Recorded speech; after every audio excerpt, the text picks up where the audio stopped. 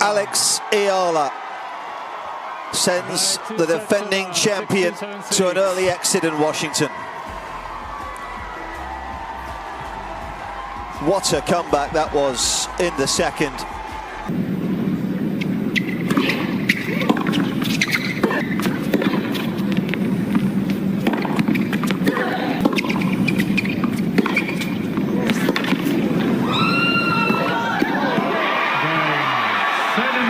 Alex Ayala. Ladies and gentlemen, Alexandra Ayala. Kagulat World, ang defending champion ng Washington ay pinatalsik ni Alexandra Ayala sa single straw. Sa loob ng 1 oras at 53 minutes, tinalo ni Alex ang 7th seed na si Leylah Fernandez 6-2, 7-6. Matapos dominahin ng tiebreak 7-1 para pumasok sa quarterfinals ng Mubadala DC Open. Hindi lang ito panalo. Isa itong malinaw na mensahe na ang Pinay ay hindi na basta promising player. Handa na siyang agawan ng corona ang established names sa WTA Tour. Sa unang set, walang warm-up drama si Alex. Agad niyang binasa ang left-handed patterns ni Leylah, inatake ang second serve at pinilit ang Canadian na tumira mula sa alanganing posisyon. Resulta, 6-2, mabilis at kontrolado. Pero sa second set, nagising ang defending champion. Lumamang si Fernandez ng 5-1 at mukhang papunta na ang laban sa deciding set. Doon lumabas ang bagong Alex. Sa halip na mataranta, isa-isang binawi ni Alex ang mga game hanggang maging 5-all. Pinahaba niya ang rallies, pinatapang ang return, at hindi hinaya ang diktahan ni Leylah ang tempo. Umabot sa tiebreak, at doon tuluyang sinara ni Alex ang pinto, 7-1. Sa buong laban, nilampasan ni Alex si Leylah sa total points, 79-61. Nanalo rin siya ng 61.5% sa kanyang second serve points kumpara sa 36.7% ng Canadian at nakapag-convert ng 4 sa 9 na break points. Susunod niyang makaharap ang mananalo sa pagitan ni Elina Svitolina at Polina Kudermetova. Mga kababayan, mula Olympic champion Zheng Qinwen hanggang defending DC champion Leylah Fernandez, dalawang sunod na mabibigat pangalan ang pinabagsak ni Alex. Washington, narinig mo na ba? Nandito na ang Pinay. Hindi ito ordinaryong round of 16. Ito ang rematch na gustong makita ng maraming tennis fans matapos talunin ni Leylah Fernandez si Alex sa Stuttgart noong Abril 6-1, 6-4. Doon, si Leylah ang mas mabilis, mas agresibo, at mas komportable sa indoor clay. Pero ngayong nasa outdoor hardcourt na ng Washington, ibang Alex ang humarap sa kanya. Mas buang loob, mas malinaw ang game plan, at mas handang lumaban kahit magbago ang takbo ng laban. Bago ang match, malinaw ang pressure kay Fernandez. Siya ang 7th seed at siya rin ang defending champion ng event. Noong 2025, dito niya nakuha ang pinakamalaking titulo ng kanyang career, ang una niyang WTA 500 trophy. Sinabi pa niya bago ang second round na ang mindset ng kanyang team ay, "We're coming in here to earn it." Pero sa center court, si Alex ang mukhang mas gutom na kumita ng bawat punto. Sa unang set, maagang ipinakita ni Alex na hindi niya hahayaang maulit ang Stuttgart. Pareho silang left-handed, kaya mahalaga ang direction ng serve at ang unang bola pagkatapos ng return. Ang ginawa ni Alex, hindi siya nagpakulong sa natural na cross-court exchanges. Pinago niya ang direksyon, sinalakay ang open court, at pinilit si Leylah na mag-defend habang umaatras. Mabilis nakakuha ng momentum ang Filipina. Hindi man siya nakapagtala ng ace, mas epektibo ang kanyang serve construction. Sa opening set, 2 beses niyang nabasag ang serve ni Fernandez at hindi siya na-break. Nanalo si Alex ng 29 sa 46 total points sa set, 63% at 18 sa 23 service points niya. Kaya hindi nakapagtatakang umabot lamang sa 6-2 ang set. Hindi ito puro lakas, ito ay timing, placement, at intelligent aggression. Ang malaking difference ay ang second serve. Sa buong match, nanalo si Alex ng 16 sa 26 second serve points o 61.5%.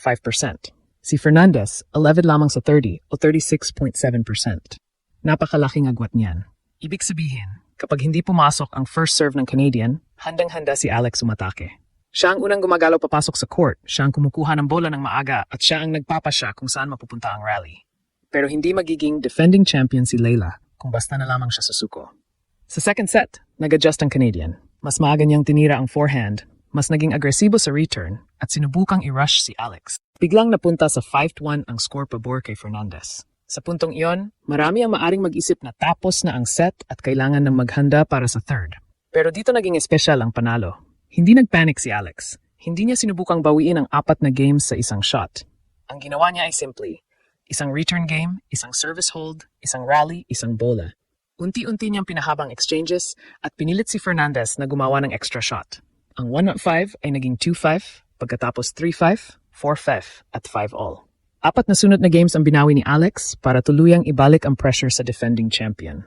Kapag ikaw ang lumamang ng 5-1 at biglang hinabol sa 5-5, nagbabago ang bigat ng bawat tira. Ang dating maluwag na forehand ay nagiging masikip. Ang dating automatic na serve ay nagiging alanganin. Si Alex naman kabaligtaran. Habang lumalapit ang score, lalo siyang nagiging kalmado.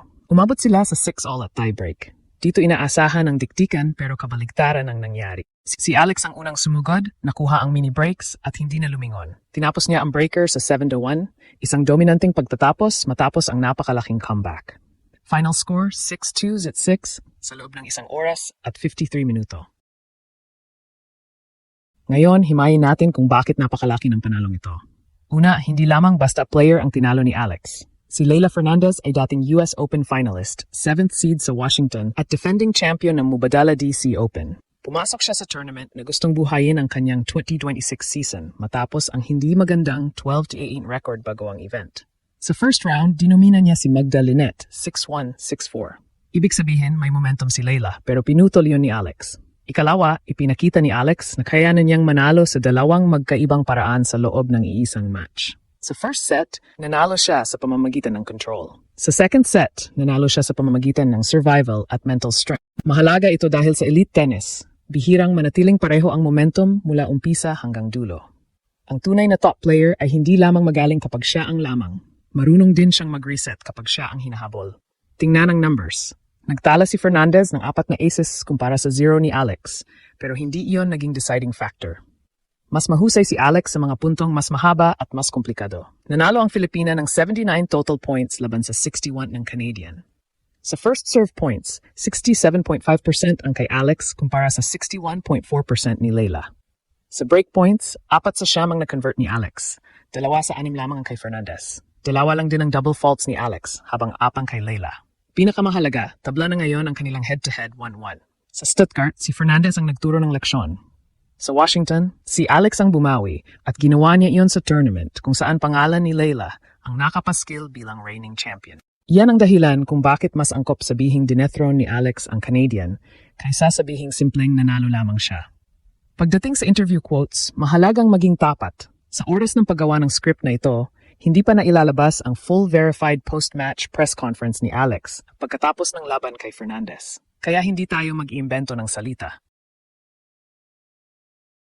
Pero pagkatapos niyang talunin si Zheng sa first round, sinabi ni Alex tungkol sa kanyang fighting mentality. I think I've already had that in me. At eksaktong iyon ang nakita natin laban kay Leylah. Hindi bagong tapang, kundi tapang na mas marunong na niyang gamitin sa pinakamalaking sandali. Sa social media, mabilis kumalat ang scoreline at ang comeback mula 1-5. Filipino sports pages at fan communities agad itong itinuring na panibagong statement victory at quarterfinal breakthrough para kay Alex. Ngunit ang pinakamalakas na reaction ay nasa mismong court. Mula sa pressure ng defending champion, si Alex ang nakapagpatahimik sa kabilang kampo at nakapagpasigaw sa mga Pilipinong nanood. Sa quarterfinals, aantayin ni Alex ang winner ng laban ni Elina Svitolina at Polina Kudermetova. Mas mabigat na naman ang susunod na challenge, pero ito ang bagong reality. Hindi na kailangang umasa sa miracle para manalo si Alex sa malalaking pangalan. May pattern na, may sistema, may composure, at higit sa lahat, may paniniwala.